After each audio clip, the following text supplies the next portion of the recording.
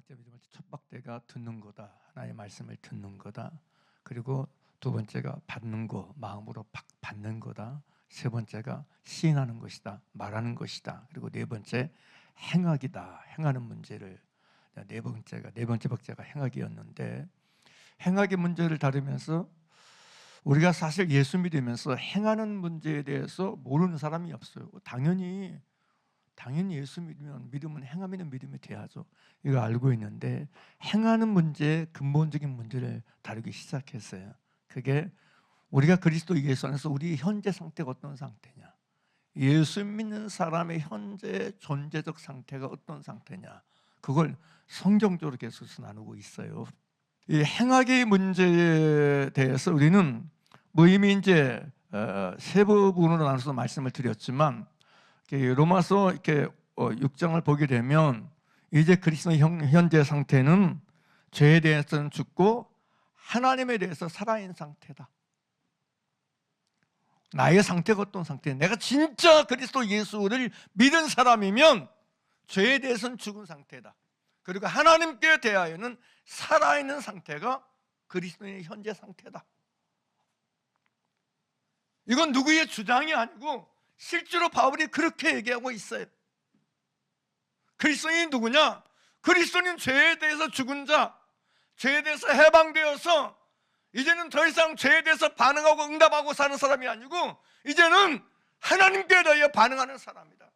하나님께 대해서 응답하고 사는 사람이 그리스도인이다. 그게 그리스도인의 상태다. 이걸 이제 얘기하고 있는 걸 얘기했어요. 그리고 이제 또다시 이제 여기 또 이제는 얘기 오늘 본문도 나오는데, 함께 또 한 번 더 볼까요? 자, 19절 같이 볼까요? 너희 육신이 연약함으로 내가 사람의 예대로 말하니, 전에 너희가, 여기 전이란 말이 나오죠. 전에가 어떤 뜻이에요? 전에, 예수 믿기 전에, 예수를 인구가 구절에 영접하기 전에, 이전에 너희가 어떤 상태였냐? 전에 너희가 너희의 지체를 부정과 불법에 들여서 불법에 이르렀다. 하나님의 말씀을 지키지 않는 불법에 이르렀다. 이 얘기를 하고 있는 거예요. 예수 믿기 전에는 너희가 너희 몸을, 너희 지체를 죄에게 내주고 살았다. 죄에게 바치고 살았다. 그래서 부정과 불법을 행하여서 불법에 이르며 살았다. 이 얘기를 하는 거예요. 죄는 곧 불법이라고 얘기하잖아요. 요한일서 3장 2절에. 그 얘기를 하고 있는 거예요. 전에는 너희가 그런 사람들이었다. 그런 상태에서 사는 사람들이었다. 그런 존재로 살았었다. 그러나 이제는 너희가 어떤 사람이냐? 그 뒤에 보죠. 자, 전에 너희가 너희 지체를 부정과 불법에 내주어 불법에 이른 것 같이, 함께 해봐요. 그 다음에 시작. 이제는, 언제는요? 이제는, 지금은, 현재는, 오늘은, 이 얘기예요. 진짜 내가 그리스도인이라면 지금은, 이제는, 오늘은, 현재는 어떤 상태냐? 내 지체를 의에게 종으로 내주어 거룩함에 이르라, 이렇게 말하고 있어요. 그리고 이 상태에 대해서 여러분, 이 19절 지금 이제는 너희 지체를 의에게 종으로 내주어 거룩함에 이르는 이 상태를 6장 14절이 이렇게 표현하고 있어요. 6장 14절 보죠. 제가 너희를 주장하지 못하리니, 그래, 이 제가 너희를 주장하지 못하리니, 이 얘기는 제가 너희를 더 이상 다스리지 못하리니, 죄의 법이 더 이상 너희를 붙잡아서 너희로 하여금 죄짓게, 죄 지으며 죄를 주도적으로, 죄를 습관적으로, 그래서 죄가 너희를 다스리지 못하게, 죄가 너희를 다스리는 삶이 아니고 죄가 너희를 더 이상 다스리고 통치하지 못하는 상태, 요걸 얘기하는 거예요. 죄가 너희를 주장하지 못한다, 그 뜻이에요. 죄가 너희를 주도적으로 주장하지 못한다, 이 뜻이에요. 그러면서 이는 왜 그래요? 너희가 어디 안에 있지 않고 법 안에 있는 어디 안에 있다? 은혜 안에 있다는 거예요. 은혜 안에 있다는 건 무슨 상태냐? 더 이상 우리가 이 지체를, 몸을 부정과 불법에 들이지 아니하고 의에게 드려 거룩함에 이르는 상태로 사는 거, 그게 은혜 안에 있는 상태라는 얘기예요. 할렐루야. 우리는 착각해요. 은혜에 있다면 내가 이미 영생 얻었어, 나는 구원받았어, 나는 의롭다함을 얻었어, 넌 하나님의 자녀야.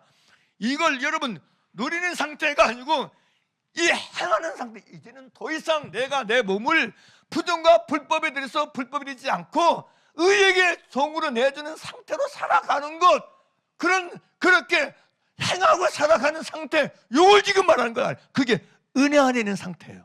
죄가 더 이상 나를 다스리지 못하는 상태에서 이제는 더 이상 내가 의에게 종이 되어 살아가는 사람으로 사는 상태, 이것을 은혜 아래 있는 거라고 얘기하는 성경.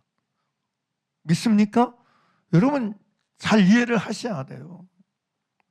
진짜 잘 이해를 하셔야 돼요. 그래서 사실 이 상태에 대해서 또다시 얘기해요. 로마서 8장 1절 2절도 그 얘기예요. 궁극적으로 보면. 자 보세요. 8장 1절 2절 보죠. 그러므로 이제 그리스도 예수 안에 있는 자에게는 결코 정죄함이 없나니 이는 그리스도 예수 안에는 무슨 법이? 생명의 성령의 뭐와 뭐의 법에서 죄와 사망의 법에서 너를 해방하였습니다. 그래. 해방된 상태란 얘기예요. 죄에게서 해방된 상태가 누구냐? 그리스도 예수 안에 있는 사람이란 얘기죠. 그리스도 예수 안에 있는 사람은 더 이상 죄의 지배와 대다스림 속에 사는 사람이 아니라는 거죠. 믿습니까? 거기서 해방되어 사는 상태가 그리스도 예수 안에 있는 상태라는 사실을 이 로마서 6장 7장 이 전부터 계속해서 바울은 이걸 얘기해 주고 있어요. 그럼 우리는 우리를 항상 살펴봐야 돼. 난 정말 은혜 아래에 있는 상태인가? 나는 진짜 어떤 상태인가? 이걸 물어봐야 돼.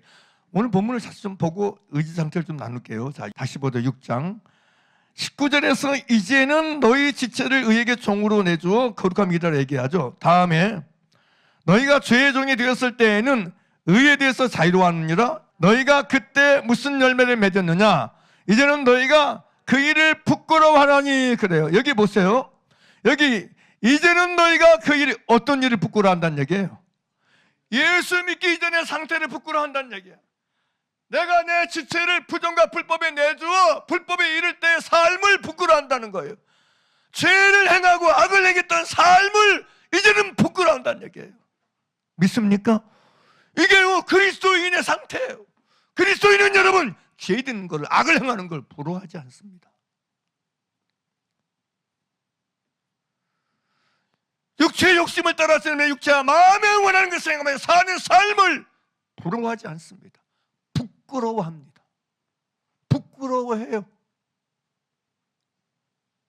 세상 풍조를 따라서 여러분 육체와 마음에 원하는 것을 행하며 사는 그런 삶들을, 그런 생활들을 내가 정상적인 그리스도인이라면, 내가 진짜 그리스도 예수 안에 사람이라면, 내가 진짜 죄에서 해방되어 사는 사람이라면 그걸 부끄러워해. 그걸 부러워하는 게 아니야. 부끄러워해야 돼. 바울이 그거 얘기하잖아요. 지금 이젠 너희가 그 일을 어떤다? 부끄러워한다. 너희가 누가 그리스도인, 그리스도 예수 안에 있는 사람은 그걸 부끄러워하는 게 당연하다는 얘기죠. 그걸 부러워하는 게 아니고 부끄러워한다는 거예요.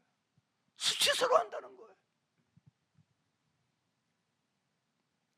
그걸 얘기하고 있고, 이제 또 한 번 더 이걸 표현해요. 자, 22절 한 번 더 보죠.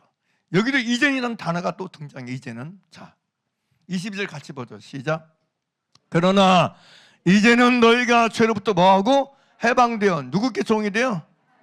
그러니까 여러분 아까 여러분 19절에서 의에게 종이 됐다는 얘기는 결국 누구한테? 하나님께 종이 됐다는 얘기거든요. 하나님께 종이 되어 거룩함에 이르는 열매를 맺었으니 그 마지막은 뭐다? 영생이라고 얘기해요. 이제 우리는 하나님께 종이 되어 사는 사람이라는 거죠. 죄에게 종이 되어 사는 사람이 아니고 하나님께 종이 되어 사는 사람이 누구다? 그리스도인이다. 이게 그리스도인의 현재 존재의 상태다. 할렐루야. 내가 그리스도인이라면 이렇게 사는 게 그리스도인이라는 거죠. 단순히 여러분 교회 다니고 예배 잘 참석하고 내가 직분 있고 없고 이런 거 아니에요. 현재 지금의 내 상태, 지금 내가 어떤 존재가 되어서 살고 있느냐, 이게 핵심이라는 거예요. 이게 핵심. 이걸 우리가 좀 다시 한번 기억했으면 좋겠다 생각이 되고요. 이제 이걸 나누면서 어제부터 계속 이제 의지의 영역에 대해서 자꾸 이게 생각나는 게 있어서 그걸 오늘 좀 나누려고 해요. 여러분, 행하기의 문제를 얘기하면 사람들은 어떤 식으로 생각하냐면 단순히 그냥 어떤 성령의 권능, 성령의 역사, 물론 행하는 문제에서 성령은 절대적인 지분이 있습니다.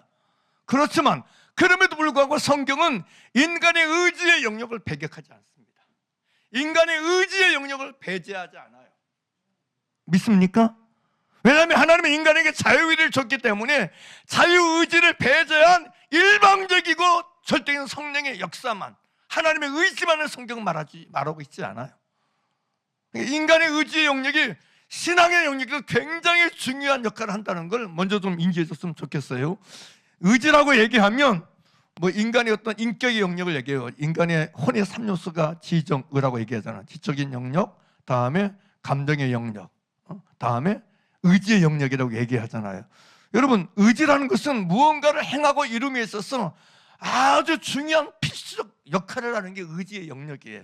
그래서 사실은 여러분, 의지라는 단어에 대해서 국어사전을 보면 이렇게 말해요. 세 가지로 얘기해 주는데, 의지가 뭐냐? 의지는 어떠한 일을 이루고자 하는 마음이다. 두 번째로는 선택이나 행위의 결정에 대한 내적이고 개인적인 역량이다. 셋째로는 어떠한 목적을 실현하기 위하여 자발적으로 의지적인 행동을 하게 하는 내적인 욕구 혹은 도덕적인 가치평가의 원인도 된다. 이렇게 표현해 주셨어요. 그러니까 의지라는 게 뭐냐면 어떠한 것을 행하기 위해서 내 안에서 자발적으로 그걸 이루고 그걸 실행하기 위해서 내가 움직이게 하는 것이 의지라는 거예요. 그것을 내가 지키고 행하기 위해서, 그 목적을 내가 이루기 위해서, 그것을 내가 실행하기 위해서 내 존재를 움직이는 힘, 내 존재의 어떤 움직임을, 행동을, 행함을 끄집어내게 만드는 힘, 이게 의지라고 말할 수 있어요. 할렐루야. 이걸 의지라 말할 수 있어요. 그러니까 여러분, 복음 안에서 믿음을 가진 사람들이 의외로 인간의 의지의 영역에 대해서 별로 중요하게 생각하지 않는 경우를 흔하게 보게 돼요. 왜냐하면 의지보다 중요한 게 말씀이죠. 의지보다 중요한 게 성령이지 뭐. 의지보다 중요한 게 기도지 뭐. 이렇게 생각해. 그런데 여러분 생각해 보세요. 아무리 내 안에 여러분 어떤 지식이 있고 어떤 감정이 있을지라도 어떤 것을 행하고 이루기 위해서는 반드시 의지의 영역에서 뭔가 역사가 일어나야 돼. 내 의지의 영역에서 뭔가 발동이 일어나야 돼. 동력과 에너지와 같아요. 뭔가가 일어나야 그걸 행하게 돼요. 그러니까 의지 없는 지식이 무슨 소용이 있어요? 의지 없는 감정이 무슨 소용이 있어요? 우리는 여러분, 아까 제가 처음 얘기했죠. 인간의 의지의 영역에 대해서 하나님은 타치하거나 간섭하실 수가 없다. 하나님이 전지하지 못해서 전능하지 아니해서가 아니고, 이건 하나님이 인간을 창조하실 때부터 여러분 인간에게 자유의지를 줬기 때문에 그렇다는 사실을 제가 말씀을 드렸어요. 물론 성경에 여러 곳 쓰이란 것을 내용을 확인할 수 있지만 사무엘상 8장 1절부터 보게 되면 8장에서 그 얘기 하잖아요. 사무엘이 나이가 늙었어요. 나이가 들어가요. 40년 동안 사사로 활동 나이가 들어가요. 그리고 사무엘이 아들들을 여러분 사사로 세웠어요. 두 아들을. 근데 두 아들이 아버지 행위를 본받지 아니하고 악을 행해요. 그러니까 이스라엘 장로들이 사무엘에게 나와요. 뭘 요청하냐? 당신이 이제는 나이 들어가고 당신의 아들들은 당신의 어떤 행위를 따르지 않으니까 우리도 주변에 다른 모든 나라처럼 왕이 필요합니다. 왕을 세워달라고 요구해요. 누가? 백성의 장로들이요. 이 얘기는 이스라엘 백성들이 그걸 요구하고 있다는 얘기거든요. 그러자 여러분, 그렇게 얘기해요. 사무엘상 8장 5절에서 그렇게 얘기하죠. 그 얘기를 돼. 보소서, 당신은 듣고 당신의 아들들은 당신의 행위를 따르지 아니하니 모든 나라와 같이 우리에게 왕을 세워 우리를 다스리게 하소서라고 얘기해요. 그러자 여러분, 사무엘이 하나님께 기도해요. 기도하니까 여호와께서 사무엘에게 뭐라고 말씀하시면, 그게 이제 7절이죠. 여호와께서 사무엘에게 이르시되 백성이 내게 한 말을 다 들으라. 그러면서 이는 그들이 너를 버림이 아니요 나를 버려 자기들이 왕이 되지 못하게 함이니라. 이렇게 얘기해요. 하나님이 안 말려요. 하나님이 뭔 소리냐? 안 말려요. 오히려 사무엘에게 말해요. 백성의 요구를 들어주라 그래요. 그러면서 여러분 왕을 세울 때 왕이 너에게 어떻게 할 걸 쭉 얘기하고 설명하게 만들어요. 그래서 그 얘기예요. 너희가 왕의 지도가 이러하다. 왕이 너희를 종삼을 것이다. 쭉 얘기해요. 그 얘기를 다 해요. 그리고 19절까지 얘기해요. 근데 19절까지 얘기했는데도 불구하고 18절까지 얘기했는데도 불구하고 백성이 뭐라고 하냐면 8장 19절이죠. 백성이 사무엘의 말 듣기를 거절하여 이르되 아니로소이다. 우리도 왕이 있어야 하리니 우리도 다른 나라들 같이 왕이 되어 나라들 같이 되어 우리의 왕이 우리를 다스리며 우리 앞에 나가서 우리의 싸움을 싸워야 할 것이라고 왕을 또 요구해. 하나님이 너희가 왕을 세우면 왕이 너에게 이런 일을 해갈 것이다. 얘기해도 소용없어. 무슨 얘기? 이미 그들 속엔 선택된 의지가 있었어요.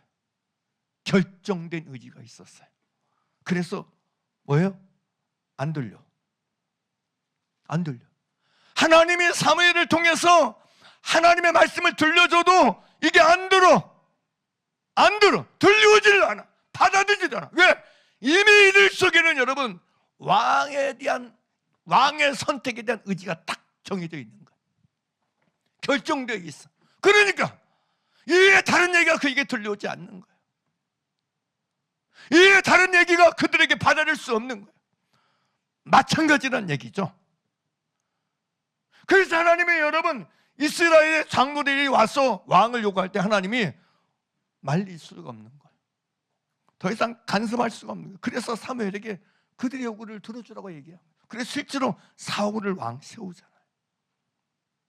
이런 말씀을 볼 때도 우리가 알다시피 우리에게 우리 안에 있는 이 의지가 굉장히 중요한 역할을 한다는 거 아셔야 돼.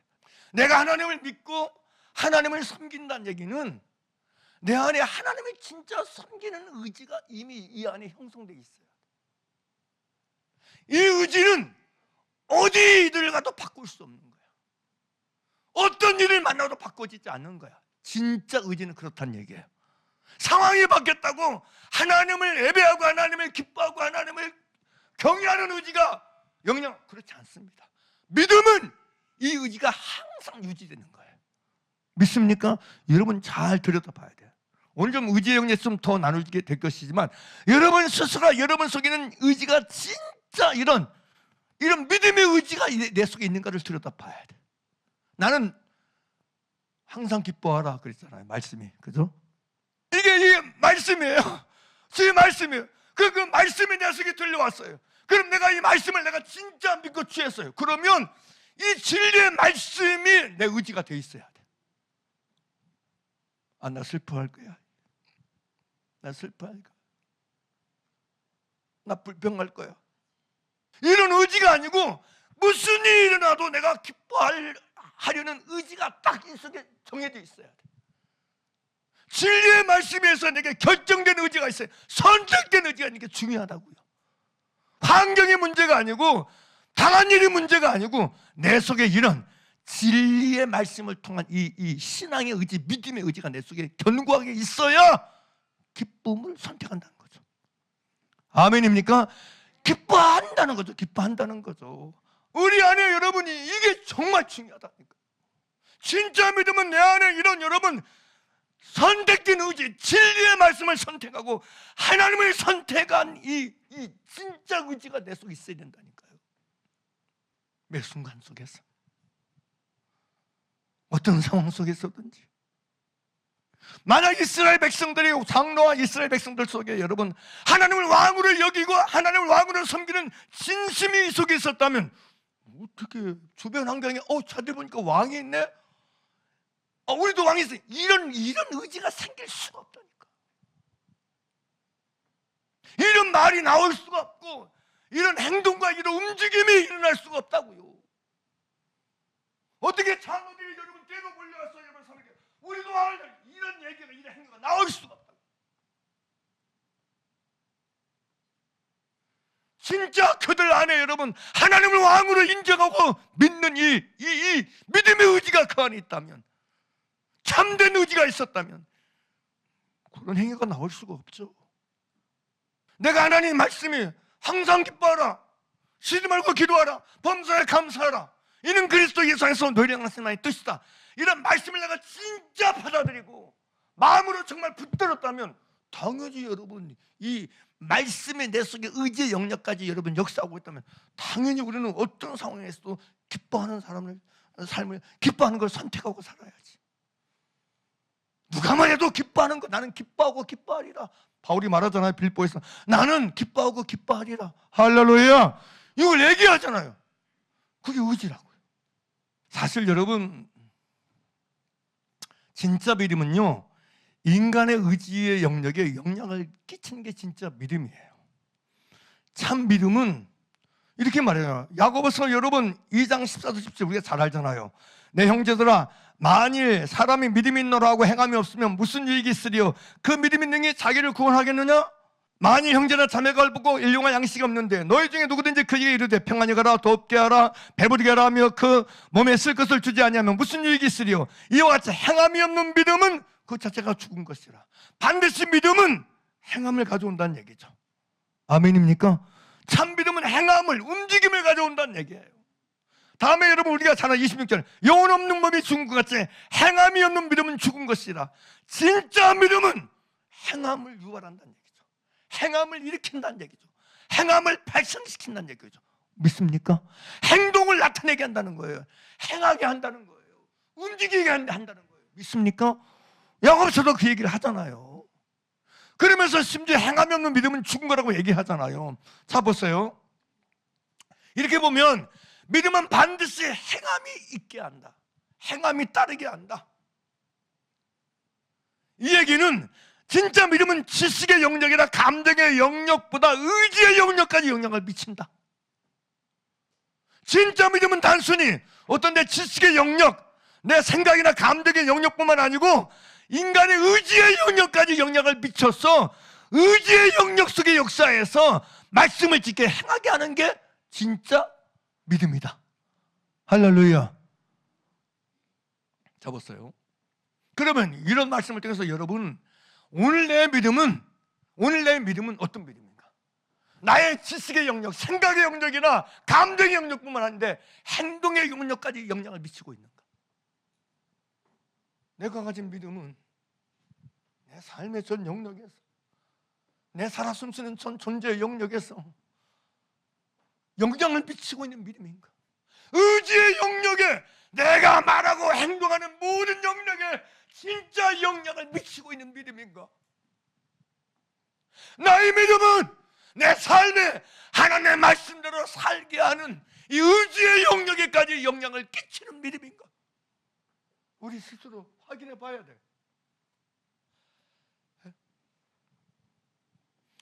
제가 지금 무슨 말을 하고 있는 것입니까? 믿음은 반드시 인간의 의지의 영역을 침노한다는 거예요. 믿음은 사람의 의지의 영역을 침노하여 사람으로 하여금 하나님의 말씀을 지켜 행하고 순종하게 한다는 사실이에요. 우리가 마가복음 5장 24절에서 34절을 보게 되면 여기 내용이 12일 혈중난 여인이 얘기가 나와요. 이 여인은 여러분 12일 혈중을 알아서 여러분 많은 의사에게 많은 괴로움을 받았어요. 그리고 가진 것도 다 허비했어요. 그런데 불구하고 아무 효용이 없어. 아무 효과가 없어. 그리고 도리어 병이 더 안 좋아져, 나빠져, 중화해지고 있어요. 이런 차에 예수의 소문을 들었어요. 그리고 예수의 소문을 듣고 무리 가운데 끼어 뒤로 와서 예수의 옷에 손을 댔어요. 왜냐하면 이는 그가 내가 그의 옷에만 손을 대도 구원을 받으리라 함을 생각했어요. 실제로 이 여인이 그 무리에 끼어들어가지고 여러분 예수에 대해서 예수 옷을 만졌어요. 옷을 만졌어요. 그러자 예수께서 그 능력이 자기에서 나간 줄을 스스로 아시고 무리 가운데서 그렇게 말씀하셨어요. 누가 내 옷에 손을 대었느냐? 예수님께 물어요. 제자들이 황당하죠. 왜냐하면 이게 말이에요. 무리가 예워싸 미는 것을 보시며 누가 내게 손을 대었나이다 물으시네. 이 말이 안 됩니다. 무리가 이렇게 많은데 밀고 있는데 손을 아무나 어쩌다 택했어. 그러다 여자가 예수께서 이 일을 행한 여자를 보려고 둘러보심이 여자가 자기에게 이루어진 일을 알고 두려워하여 떨며 와서 그 앞에 엎드려 모든 사실을 여쭈되 예수께서 이르시되 34절입니다. 따라 뭐가? 내 믿음이 너를 구원하였으니 그래요. 자, 무릇이 여인으로 하여금 예수의 소문을 듣고 그 무리 가운데 섞여 뒤려와서 낑겨서 그 병약한 몸으로 생각해 보세요. 12해 동안 여러분 하혈을 하다가 여러분 있던 거 다 허비하고 병도 다 안 좋은 상태에 기력이 힘이 얼마나 있었겠어요. 움직이려면 그런데도 그 몸을 이끌고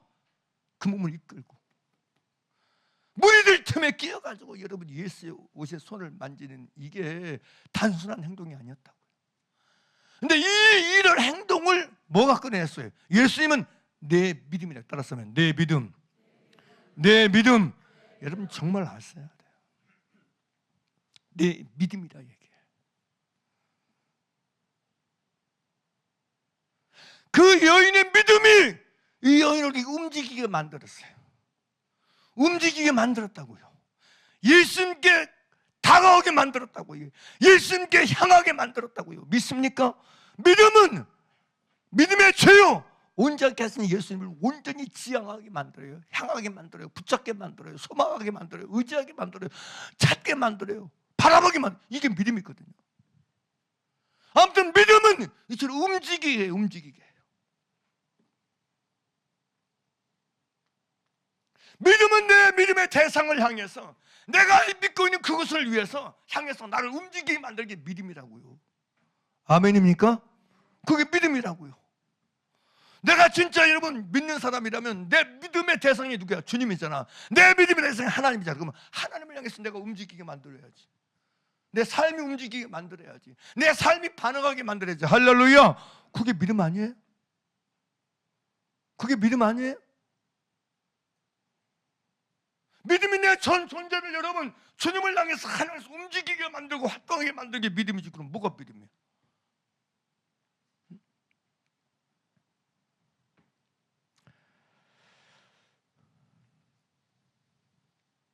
아무튼 여러분 진짜 믿음은 우리의 이런 의지의 영역에 반드시 침노하고 침투해서 의지의 영역 속에 변화를 일으킨다. 의지의 영역 속에 뭔가 여러분 주님을 향해서 하나님을 향해서 진리의 말씀을 향해서 응답하고 반응하게 움직이게 하는 걸 반드시 일으켜낸다. 그게 진짜 믿음이다. 할렐루야. 다시 묻습니다. 내가 가진 믿음이 어떤 믿음입니까? 지금 내가 믿는 자라 말하는데 내가 가진 믿음은 나로 무엇을 향해서 반응하고 무엇을 향해서 움직이게 하는 믿음입니까? 매 순간 끊임없이, 매 순간 끊임없이, 매 순간 끊임없이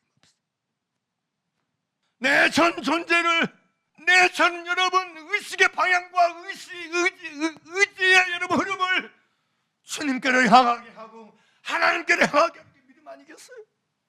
그래서 오늘 저와 여러분이 가지고 있다고 여기는 믿음이, 내가 믿는다고 하는 내 안에 가진 이 믿음이 나로 하여금 주님을 향해서 하나님을 향해서 어떤 반응을 하게 하고 있는가, 어떤 움직임을 일으키고 있는가에 대해서 물어보시고 이 부분을 좀 점검하는 지혜가 있기를 간절히 바랍니다. 할렐루야. 바울은요 로마서 1장 1절에서 그 얘기해요. 예수 그리스도의 종 바울은 사도로 부심을 받아 하나님의 복음을 위하여 택정을 입었으니 그래요. 자, 그런데 이 바울이 말한 사도로 부심을 받아 하나님의 복음을 위해서 택정을 입은 이것이 뭐냐? 그게 5절에 나와 있어. 5절 볼까요? 그로 말미암아 우리가 은혜와 사도의 직분을 받아 그의 이름을 위하여 모든 이방인에서 뭐한다? 믿어 순종하게 하는 게 사도의 직분이야. 그러니까 여러분 바울이 사도의 직분하는 건 뭐냐면 믿어서 순종하게 하는 것이 바울이 받은 일이야. 은혜의 직분이야. 자, 그러면서 여기 그럼 도대체 믿어야 순종해야 어떻게 되냐? 6절 너희도 그들 중에서 예수 그리스도의 것으로 부르심을 받은 자인지라. 자, 누가 예수 그리스도의 것이야? 누가 예수 그리스도의 것이에요? 믿어 순종하는 사람이 예수 그리스도의 것이에요. 이해가 되시죠? 이해가 되시잖아요. 자, 그의 이름을 위하여 모든 이방에서 믿어 순종해야 한다고 얘기해요. 그게 성도인데, 그 다음에 또 나온 거예요. 성도인데 믿어 순종하는 사람이 누구냐? 그들이 곧 너희도 그들 중에, 그들 믿어 순종하는 사람 중에 있어서 예수 그리스도의 것으로 부르심을 받은 사람. 그래요. 누가 예수 그리스도의 것으로 부르심을 받은 사람이냐? 믿어 순종하는 사람. 누가 예수 그리스도의 것으로 부르심을 받은 사람이냐? 믿어 순종하는 사람. 믿어 순종하는 사람이 누구냐? 예수 그리스도의 것으로 부르심을 받은 사람이 믿어 순종하는 사람이다. 할렐루야. 이건 부인할 수가 없어요. 성경 그대로니까. 성경은 정확하게 누가 예수 그리스도의 것으로 부르심을 받은 사람이냐? 믿어 순종하는 사람들, 믿어 순종하고 사는 사람들, 믿어 말씀대로 행하고 사는 그 사람들. 할렐루야. 믿어서 나의 전 의지를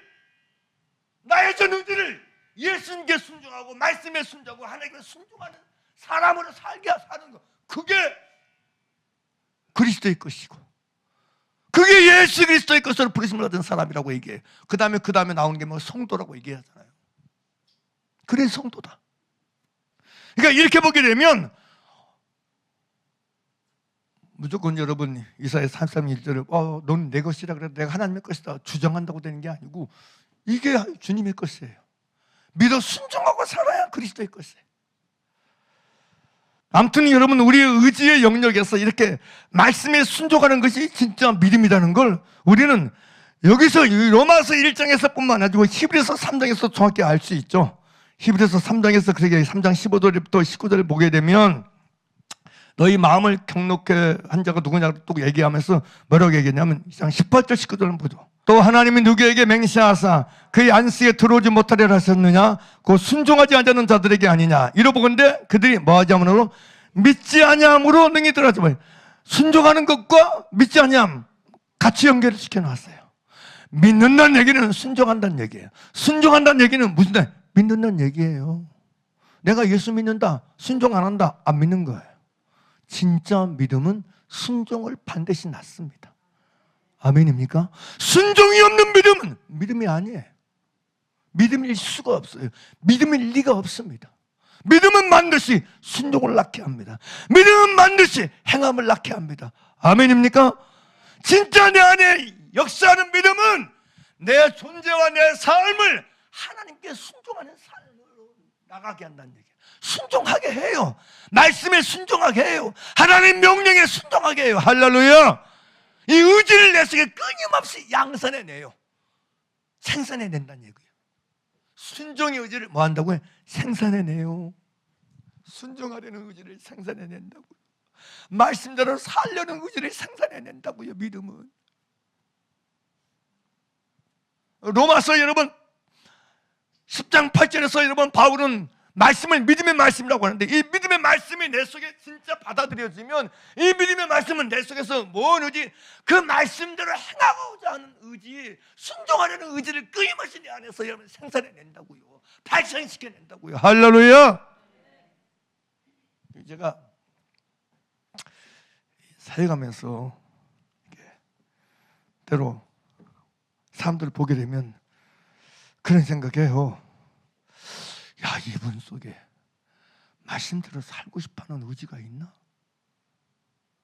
정말 하나님의 뜻대로 순종하고 하나님의 명령대로 지키려고 하는 진심이 있는가? 이게 물음표가 찍힐 때가 들어도 많아. 근데 많은 사람들이 이런 의지가 거의 없음에도 불구하고 믿는다고 여겨. 유대인들처럼 믿는다고 철석같이 자기는 믿는 사람이라고 주장해. 철석같이 자기는 믿는 사람이라고 말해. 믿는 자가 아닙니다. 바울은 여러분 광야 이스라엘 백성을 얘기하면서 히브리서 기자는 그들이 믿지 아니함으로 능히 들어가지, 믿지 않는 걸 얘기하잖아요. 순종하지 않는 걸 얘기하잖아요. 그러니까 진짜 믿음은 반드시 우리로 하여금 순종하게 한다. 말씀을 따르게 한다. 할렐루야. 이걸 놓치지 말기를 간절히 바랍니다. 여러분, 아브라함에게 하나님이 창세기 10장에 나타나시잖아요. 10장 1절에서 너는 너의 본토치기 아버지 땅을 내가 네게 시할 떠나가라. 내가 네게 복을 주어 너로 큰 민족을 이루고 내 이름을 창대하는 너는 복의 근을 그랬잖아요. 그 다음에 딱 나온 말씀이 뭐예요? 그러면서 땅의 모든 족속이 너로 인해서 복을 받을 것이다. 3절 얘기하고 난 다음에 4절에 뭐라고 그래? 이 아브라함이 뭘 따라가요? 뭘 따라가요?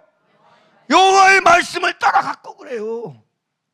진짜 내가 믿음의 말씀을 마음으로 받아들이면요 따라간다니까. 뭘 따라가? 말씀을 따라가요. 사람 따라가지 않아요. 환경 따라가지 않아요. 말씀 따라가요. 내 의지가 말씀을 따라가는 거라고요. 아멘입니까? 내 삶의 말씀을 그게 믿음이라니까. 그럼 믿음이 믿음의 말씀을 따라가지 뭘 따라가요? 믿음이 믿음의 말씀을 따라가지 뭘 따라가요? 사람 따라가는, 환경 따라가는 게 아니에요. 믿음은 여러분 믿음의 말씀을 따라가는 게 믿음이에요. 요걸 놓치지 말기를 간절히 바랍니다. 지금 혼의 영역을 좀 얘기하고 있잖아요. 계속해서 행하는 문제에서 혼의 영역, 이 의지의 영역이 굉장히 중요하다. 요걸 좀 나누고 있어요. 우리가 히브리서 4장 12절 13절 함께 보죠. 하나님의 말씀은 살아있고 활력이 있어 좌우의 날선 어떤 것보다도 예리하여 혼과 영과 및 관절과 구슬을 찔러 쪼개기까지 하며 또 마음의 생각과 뜻을 감찰하나니. 이게 이제 12절 말씀이에요. 여기 12절 말씀은 하나님의 말씀은 살아있고 활력이 있고 운동력이 있어서 좌우의 날선 어떤 것보다도 예리하여, 다음에 그 예리하여 이 말씀하니 혼과 영과 및 관절과 구슬을 찔러 쪼개기까지 한다, 이렇게 얘기하고 있어요. 자, 근데 여기 그러면서 그 다음에 또 마음의 생각과 뜻을 판단한다, 이렇게 말하고 13절에서 지으신 것이 하나도 그 앞에 나타나지 않음이 없고 우리의 결산을 받았을 때 이의 눈앞에 만물이 벌거벗은 것 드러나니라. 이게 히브리서 4장 12절 13절 말씀이에요. 근데 우리가 여기를 보게 되면 여기 12절에 사울의 성도에 예리하여 혼과 영과 및 관절을 찔러 쪼개지며 또 마음의 생각과 뜻을 판단한다. 이 판단한다는 얘기는 재판관이 재판하는 걸 말하거든요. 재판관이 가지는 모든 태도나 권리나 행동을 다 포함해요. 그래서 우리 마음과 생각을 판단한다는 얘기인데, 여기 보면 그 얘기가 나와요. 뭐가 우리 마음과 생각을 판단한다고 그래요? 내 마음과 뜻을 뭐가 판단해요? 근데 거꾸로 살지 않나요? 내 마음과 내 뜻이 말씀을 판단하고 살지 않나요? 여러분, 성경은 정확하게 여러분 하나님의 말씀이 내 마음과 생각과 마음의 생각 뜻을 판단한다 그러는데, 대부분의 사람들은 자기 마음의 생각과 뜻이 말씀을 판단하고 살아. 이 말씀은 이렇네 뭐, 이 말씀은 저렇네 뭐. 자기 마음의 생각과 뜻을 가지고 말씀을 판단하고 살아. 이게 아주 무서운 일입니다, 여러분.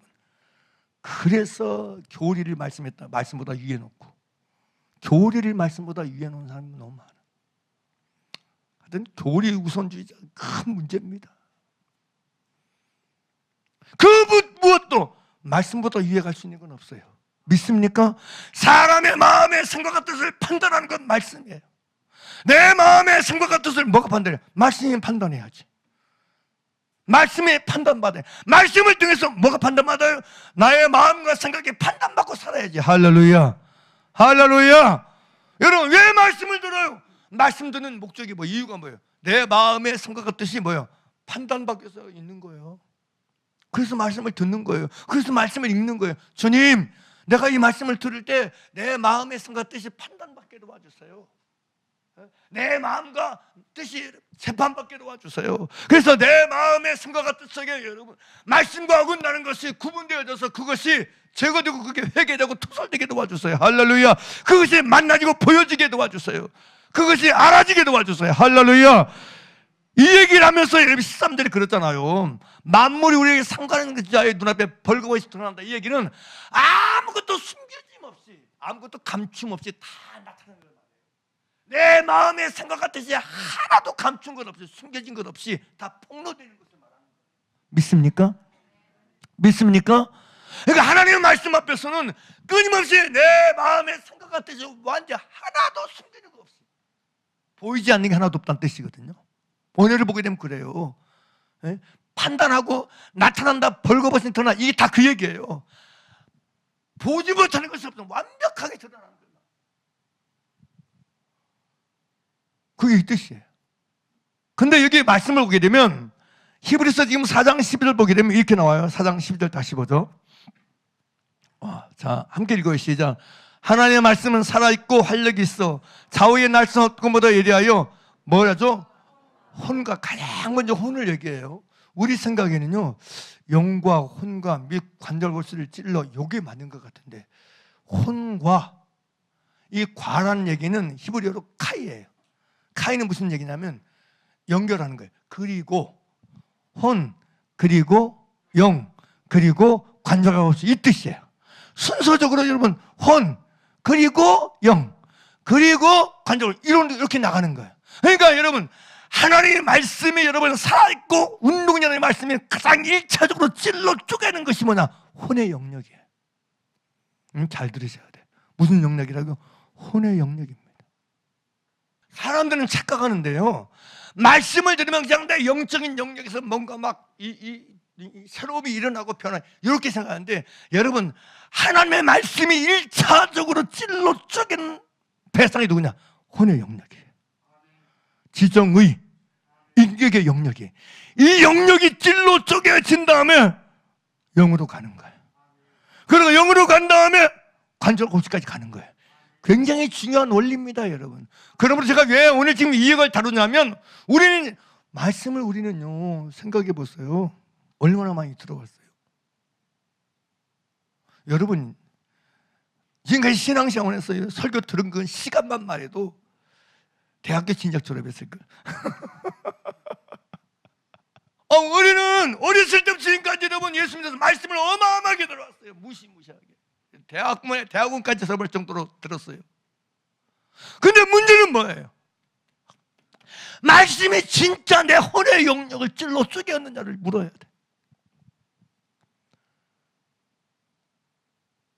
내 지식과 내 정과 내 의지의 영역을 꿰뚫어버려서, 할렐루야, 찔러 쪼개어서 여러분 파쇄시켰느냐를 물어봐야 돼.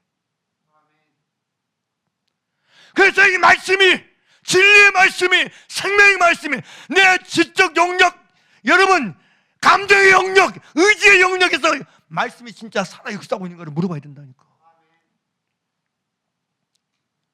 예수 믿는다면서 아직도 여전히 그냥 교회만 다닐 뿐이지, 예배만 나올 뿐이지, 혼의 영역에 전혀 찔러 쪼개진 영혼들이 너무 많아. 너무 많아요. 여전히 세상 풍조에 대한 의식, 생각, 감정, 의지, 그거 가지고 살아. 여전히 육체, 욕심과 육체, 마음에 원하는 것을 가지고 살아. 안 바뀌어. 안 바뀌어 있어. 변화 안 돼 있어.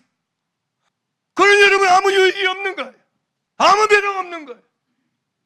진짜 우리에게 여러분 변화가 일어나려면 말씀이 여러분 내 혼을 꿰뚫어야 돼. 끊임없이 진리의 말씀이 내 혼의 영역을 여러분 터치하고 건드려야 돼. 아멘입니까? 그래서 정말 말씀을 들으면요, 내 생각이 바뀌잖아요. 지식의 말씀을 통해서, 지혜와 지식의 말씀을 통해서 내 이 생각, 지식의 영역이 새로워지잖아요. 바뀌어지잖아요. 그러면 그 말씀을 내가 감정을 이입시켜서, 내 진짜 정을 이입시켜서, 지금 내가 이 말씀대로 살기 원해요. 살고 싶어요. 살고 싶어요. 이 말씀대로 살고 싶어요. 살게 해주세요. 이렇게 하잖아요. 그래서 내 의지까지 계속해서 여러분 결부시켜서 이 전 혼의 영역에서, 인격의 영역에서 이런 작용이 일어나야 돼. 아멘입니까? 그게 믿음이라니까. 그게 믿음이라니까. 근데 여러분 전혀 이 영역에 여러분 변화가 없다. 도무지 영역에 여러분 달라짐이 없다. 이건 문제가 심각한 거예요. 아무 유익이 없어요. 진짜 아무 유익이 없습니다. 인간은요, 의지의 영역에서, 혼의 영역에서 변화가 없으면요, 안 변합니다. 안 달라집니다. 뭐 내가 어렸을 때부터 교회 다니는데 뭐 나 새벽 예배 잘 다니는데 아무 상관없어요. 진리의 말씀을 통해서, 여러분 생명의 말씀을 통해서, 성령의 겸을 통해서 혼이 찔러 쪼개어져야 돼. 끊임없이 반복적으로 혼이 찔러 쪼개어지고, 영이 찔러 쪼개어지고, 관절수까지 찔러 쪼개어져야 돼. 아멘입니까? 그래야 진짜 개혁이 일어나. 그래야 갱신이 일어나. 그래야 변화가 일어날 줄 믿습니다. 제가 오늘 이런 말씀을 드리냐, 나는 안 돼, 나는 안 되겠어 이러고 한 게 아니고요, 진짜 붙잡으라고, 원하라고. 아버지 하나님, 내가 말씀을 들을 때마다 내 이런 혼의 영역에서 변화가 일어나게 도와주세요. 혼의 영역에 새로움이 일어나게 도와주시옵소서. 그래서 내 의지의 영역에 완전히 달라짐 있게 도와주시옵소서. 의지의 영역에서 말씀이 역사하고 말씀이 영향을 끼쳐서 내가 하나님의 말씀을 순종하고 하나님의 말씀을 복종하고 하나님의 말씀을 따르고 행하고자 하는 이런 일들이 일어나게 도와주시옵소서. 이런 변화가 일어나게 하여 주시옵소서.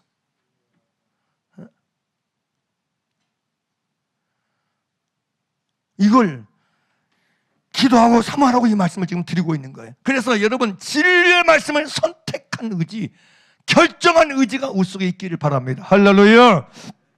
조금만 더 나눌게요.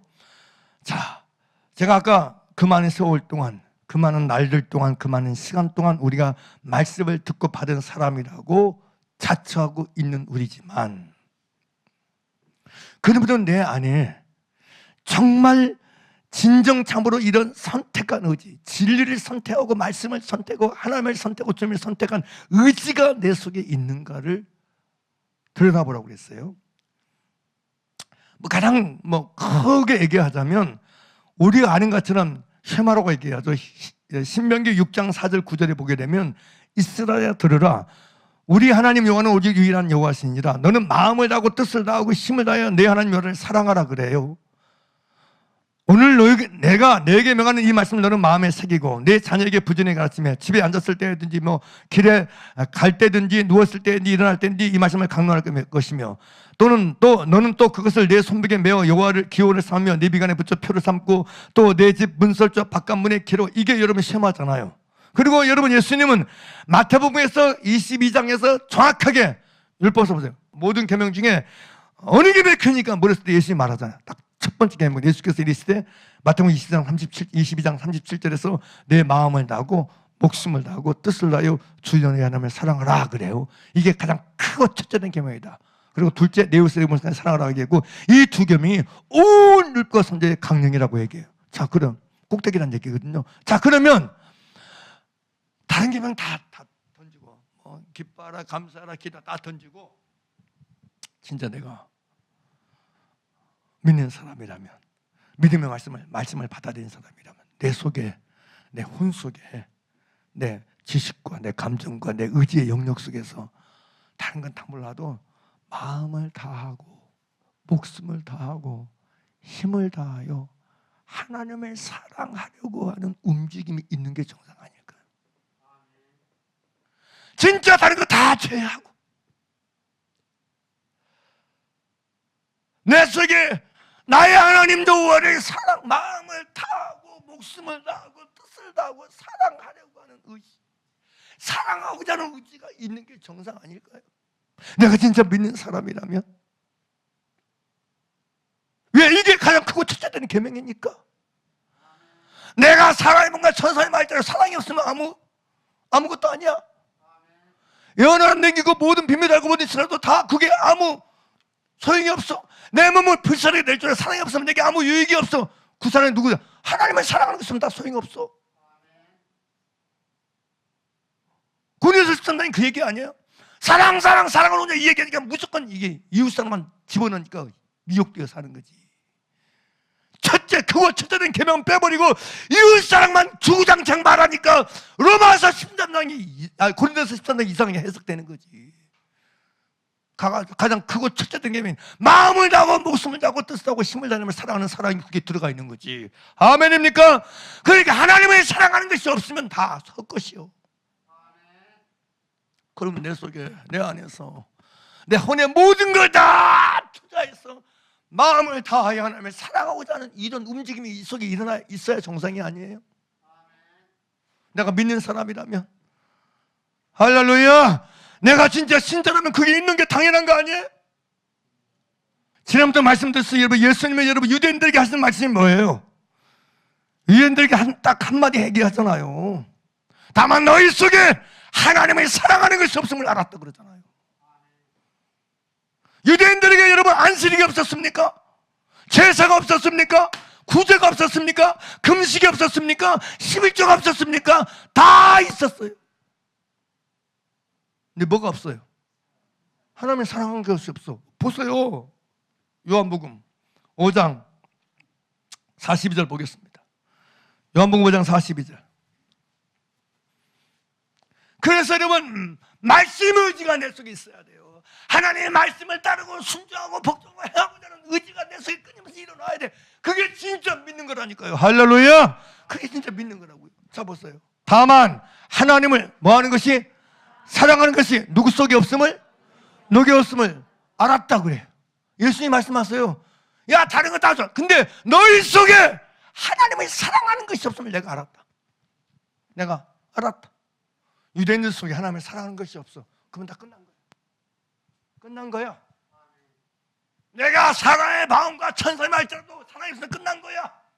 내가 연한 능에서 모든 지식과 모든 비밀을 알고 또 믿음이 사람을 옮길 만한 믿음이 있을지라도 사랑이 없으면 내가 아무것도 아니야. 내가 내 몸을 불쌍하게 내릴지라도 사랑이 없으면 마음을 다하고 목숨을 다하고 뜻을 하나님을 사랑하는 것이 내 속에 없으면 내게 아무 유익이 없어. 믿습니까? 믿습니까? 하나님을 사랑하는 것도 없으면서 무슨 내가 구제하고 뭐 사회 사업하고 사회 봉사하고 무슨 뭐 해야 된다고 엉뚱한 소리만 얘기해. 하나님을 사랑하는 것이 없는 그게 무슨 의미가 있어? 하나님을 사랑하는 것이 없는데 사랑의 마음은 천사의 말이 무슨 의미가 있고 영혼이 무슨 의미가 있고 유익이 있고 믿음이 무슨 유익이 있고 구제가 무슨 유익이 있어?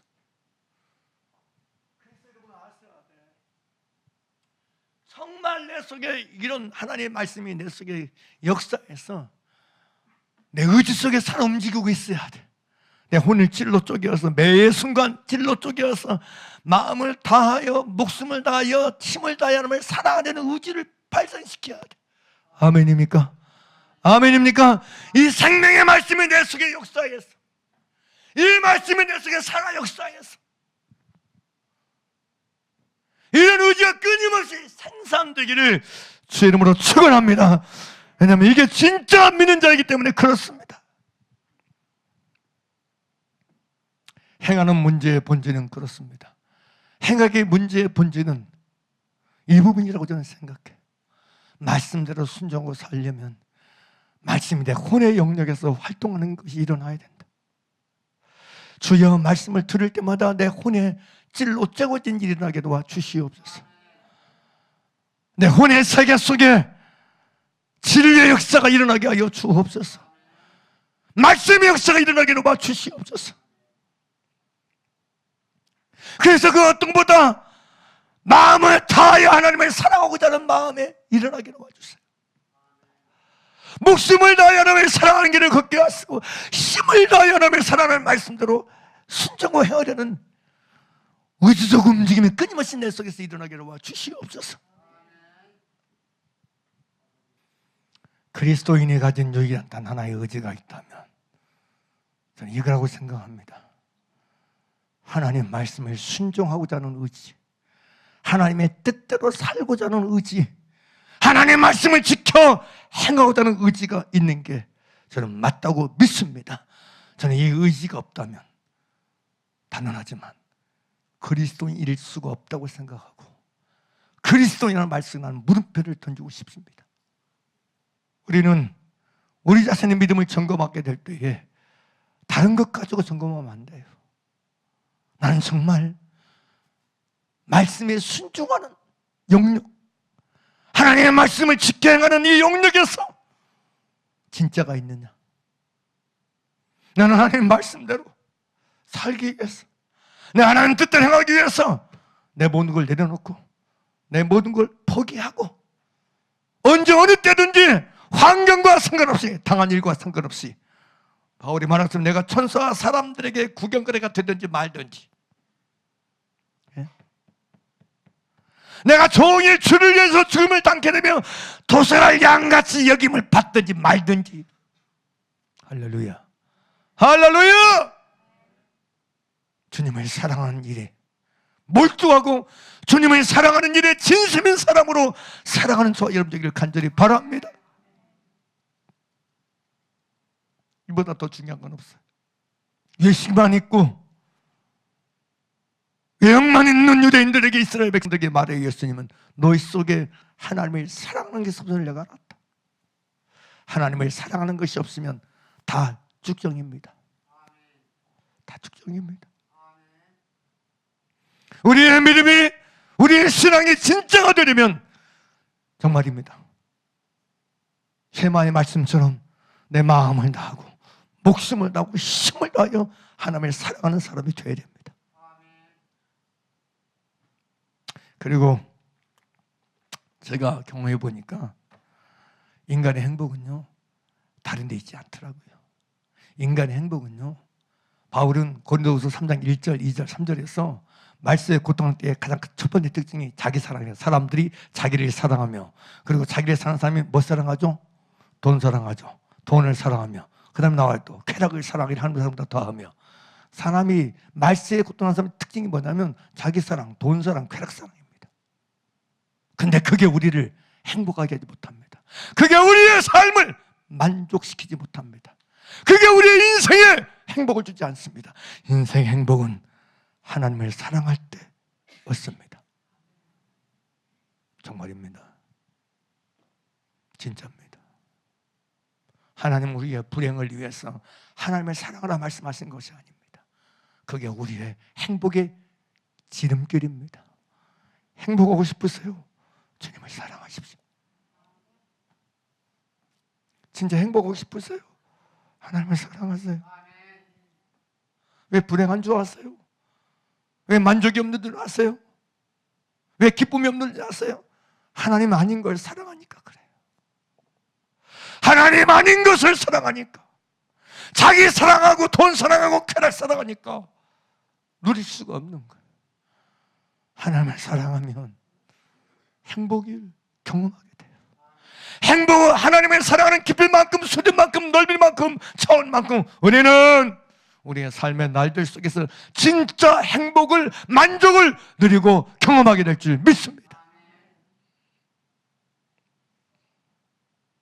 실제로 얘기해요. 신명기에서 모세는 얘기해요.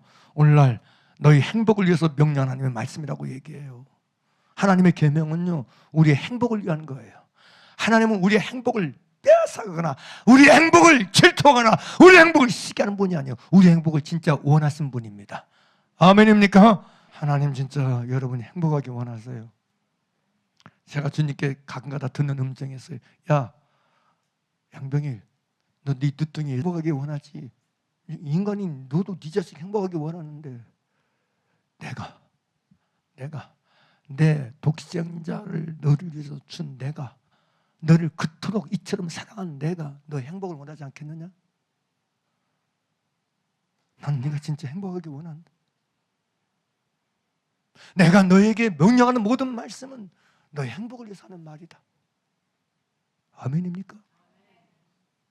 아멘입니까? 그러니 오해하지 말아라. 그러니 곡해시키지 말아라. 마치 내가 너에게 명령하고 말하는 게 너희의 행복을 뺏어가고 훔쳐가고 너희가 행복하지 원하지 않는 것처럼 여기는 걸, 오해를 버려라. 곡해를 버려라. 거짓말에 속지 말아라.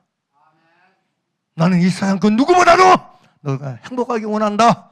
할렐루야! 할렐루야! 이걸 기억하셔야 돼.